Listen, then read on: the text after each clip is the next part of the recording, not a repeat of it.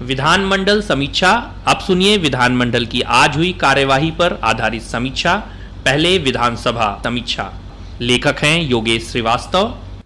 आज विधानसभा में प्रदेश में कानून व्यवस्था और महिला बाल अपराधों से जुड़े मामले पर सरकार को घेरने का दांव समाजवादी पार्टी को उल्टा पड़ गया। प्रश्न प्रहर में नेता प्रतिपक्ष माता प्रसाद पांडे और रागिनी सोनकर सहित सपा के कई सदस्यों ने प्रदेश में बाल और महिला अपराधों पर अंकुश लगाने में सरकार के प्रयासों को नाकाफी बताया। सपा सदस्यों का कहना था कि सरकार के दावों के बावजूद महिला और बाल अपराधों का ग्राफ बढ़ रहा है। अपराधियों में सरकार का कोई खौफ नहीं है। जिस समय सपा के सदस्य ये मामला सदन में उठा रहे थे, उस समय नेता सदन और मुख्यमंत्री योगी आदित्यनाथ मौजूद थे, इसलिए इस मुद्दे पर उन्होंने स्वयं जवाब दिया। उन्होंने कहा कि अपराधियों को सजा दिलाने में उत्तर प्रदेश तीसरे पायदान पर है।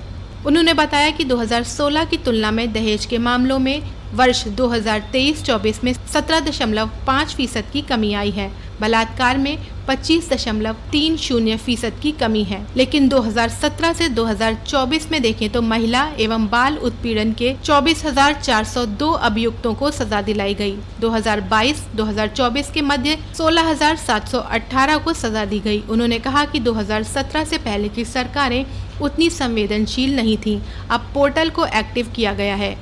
महिला अपराधों से जुड़े पेंडिंग मामलों को सुलझाने में यूपी देश में दूसरे स्थान पर है। ये सरकार महिला सुरक्षा के प्रति गंभीर है। एंटी रोमियो स्क्वाड का गठन इसका प्रमाण है। महिला उत्पीड़न से जुड़े मामलों में त्वरित कार्रवाई के लिए जो हेल्पलाइन नंबर जारी किए गए हैं, उनके सार्थक परिणाम सामने आए हैं। उन्होंने कहा कि सरकार महिला सुरक्षा से जुड़े मामलों में त्वरित कार्रवाई के लिए गंभीर है।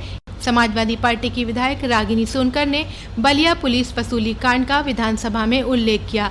इस मुद्दे पर उन्होंने सरकार को घेरा। उन्होंने कहा कि आज बॉर्डर कहीं से भी सुरक्षित नहीं है और साथ ही साथ आपको शायद कहीं न कहीं अपने अधिकारियों पर भी भरोसा नहीं है।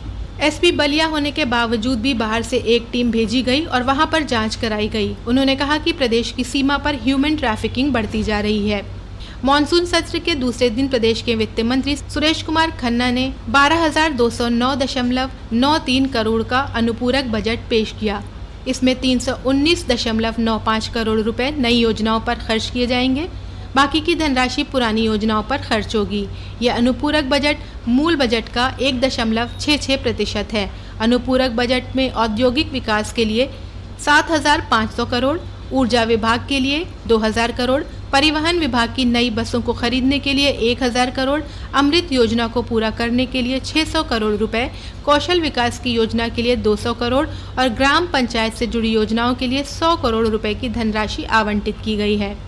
माध्यमिक शिक्षा विभाग में 284 राजकीय इंटर कॉलेजों में लैब हेतु 28.40 करोड़ रुपए, 1,040 राजकीय माध्यमिक विद्यालयों में आईसीटी लैब हेतु 66.82 करोड़ रुपए, संस्कृति विभाग में 74.90 करोड़, अटल आवासीय विद्यालय स्थापना हेतु 53.15 करोड़, रोजगार मिशन 49.80 करोड़, विधानसभा सचिवालय में डेटा सेंटर नवीनीकरण हेतु 3.25 करोड़ रुपए का प्रावधान किया गया है।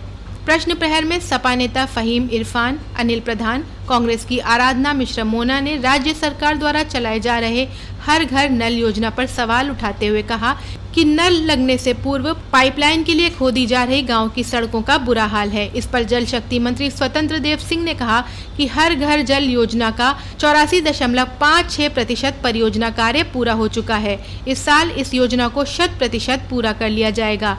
जहां गाँवों में गड्ढों की बात है तो उन्हें भी जल्द ही दुरुस्त कर लिया जाएगा। सपा के समरपाल सिंह ने शिक्षा मित्रों का मानदेय बढ़ाए जाने का मामला उठाया। जवाब में बेसिक शिक्षा मंत्री संदीप सिंह ने कहा कि इस संबंध में सरकार के पास प्रस्ताव विचाराधीन नहीं है। सपा के पंकज मलिक ने हर जिले में पथक विद्यालय खोले जाने की योजना शुरू किए जाने की बात कही। इस पर माध्यमिक शिक्षा मंत्री गुलाब देवी ने कहा कि यह व्यवस्था पहले से ही जिलों में संचालित है, इसलिए अलग से इसकी व्यवस्था किए जाने का कोई प्रस्ताव नहीं है। आज विधानसभा में उत्तर प्रदेश सरकार का विधि विरुद्ध धर्म परिवर्तन कानून सदन में ध्वनि मत से पारित किया गया। इसमें छल कपट या जबरदस्ती कराए गए धर्मांतरण के मामलों में कानून को पहले से सख्त बनाते हुए अधिकतम आजीवन कारावास और 5 लाख रुपए जुर्माने की सजा का प्रावधान किया गया है। इसके साथ ही विदेशी फंडों का इस्तेमाल कर धर्म परिवर्तन कराने पर 7 से 14 साल की सजा का प्रावधान किया गया है। वहीं नाबालिग, दिव्यांग, मानसिक दुर्बल, का धर्म परिवर्तन कराने पर 5 से 14 साल की सजा हो सकती है। सामूहिक धर्म परिवर्तन के मामलों में 7 से 14 साल की सजा का प्रावधान किया गया है। इसके अलावा विधानसभा में पेपर लीक रोकने को लेकर उत्तर प्रदेश सार्वजनिक परीक्षा अनुचित साधनों का निवारण विधेयक 2024 भी पारित हो गया। इसमें अधिकतम आजीवन कारावास और 1 करोड़ रुपए जुर्माने का प्रावधान है। ये थी विधानसभा की समीक्षा। आप सुनिए विधान परिषद की समीक्षा। लेखक हैं मुकुल मिश्रा। विधान परिषद में आज समाजवादी पार्टी के सदस्य नाराज होकर 2 बार वेल में आ गए। पहली बार नेता प्रतिपक्ष लाल बिहारी यादव को शून्यकाल में बोलने की अनुमति न मिलने पर नाराज सपा सदस्य वेल में आ गए। इसके बाद कार्य स्थगन के मुद्दे पर समाजवादी पार्टी की सूचना को न लिए जाने पर फिर सपा सदस्य वेल में आकर धरने पर बैठ गए। हालांकि सभापति कुंवर मानवेंद्र सिंह के अनुरोध पर सदस्य वापस अपने अपने स्थानों पर गए और सदन की कार्रवाई सुचारू रूप से चली। 12:20 पर सदन में 12,209 करोड़ 93 लाख की अनुपूरक अनुदान मांगे प्रस्तुत की गईं। शून्यकाल में नेता प्रतिपक्ष लाल बिहारी यादव अपनी बात रखने के लिए 3-4 बार खड़े हुए, लेकिन सभापति ने उन्हें हर बार बैठने का संकेत देते हुए कहा कि आपको मौका दिया जाएगा। इसके बाद लाल बिहारी यादव अपने स्थान पर खड़े होकर नाराजगी जताते हुए वेल में आकर बैठ गए। उनका कहना था कि उन्हें 4 बार बोलने से रोका गया, जबकि शून्य प्रहर में बतौर नेता प्रतिपक्ष वे कभी भी बोलने के लिए खड़े हो सकते हैं। उन्होंने कहा, ये हमारे विशेषाधिकारों का हनन है। सभापति कुंवर मानवेंद्र सिंह ने कहा कि सदन नियमों से चलता है, आपको बोलने का पूरा अधिकार है, लेकिन आपने व्यवस्था का प्रश्न न उठाते हुए औचित्य का प्रश्न उठाने की बात कही थी, इसलिए आपसे बैठने को कहा गया। सभापति के अनुरोध पर भी नेता प्रतिपक्ष वेल से वापस अपने स्थान पर नहीं गए। तब सपा के वरिष्ठ सदस्य राजेंद्र चौधरी उन्हें मनाकर वापस अपनी सीट पर लेकर गए। लाल बिहारी यादव ने कहा कि आईएएस और आईपीएस अधिकारी फोन पर परिचय देने के बाद भी सदस्य से उसकी पार्टी, पद आदि पूछते हैं। सभापति ने इसे विशेषाधिकार हनन का मामला बताते हुए कहा कि ये बड़ा गंभीर मामला है, इसे आप विशेषाधिकार हनन में उठाएं। सभापति ने नेता सदन से कहा कि उक्त मामले को दिखवा लें। शून्य प्रहर में समाजवादी पार्टी के लाल बिहारी यादव, आशुतोष सिन्हा, मोहम्मद जसमीन अंसारी, डॉक्टर मान सिंह यादव आदि सदस्यों ने प्रदेश में शिक्षा के गिरते स्तर का मामला कार्य स्थगन के माध्यम से उठाया, जिस पर सभापति ने कहा कि आपकी सूचना में 1 से अधिक विषय हैं, इसलिए ये सूचना निरस्त करने के योग्य है। नेता सदन एवं उप मुख्यमंत्री केशव प्रसाद मौर्य ने कहा कि इसमें लगभग आधा दर्जन विभागों से सूचना मंगानी पड़ेगी।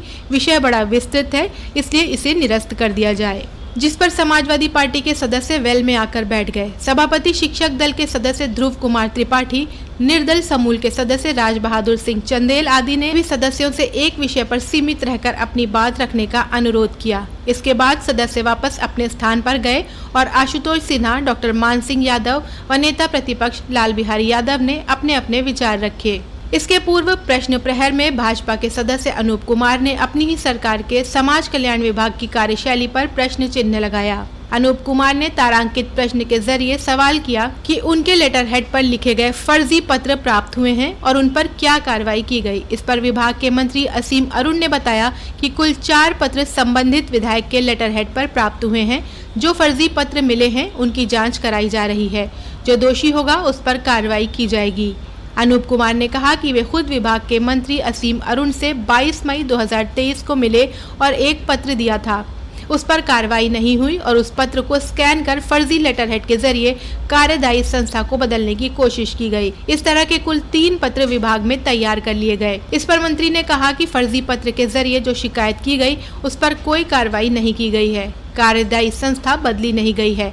जहां तक फर्जी पत्र तैयार करने की बात है उसकी जाँच कराई जा रही है।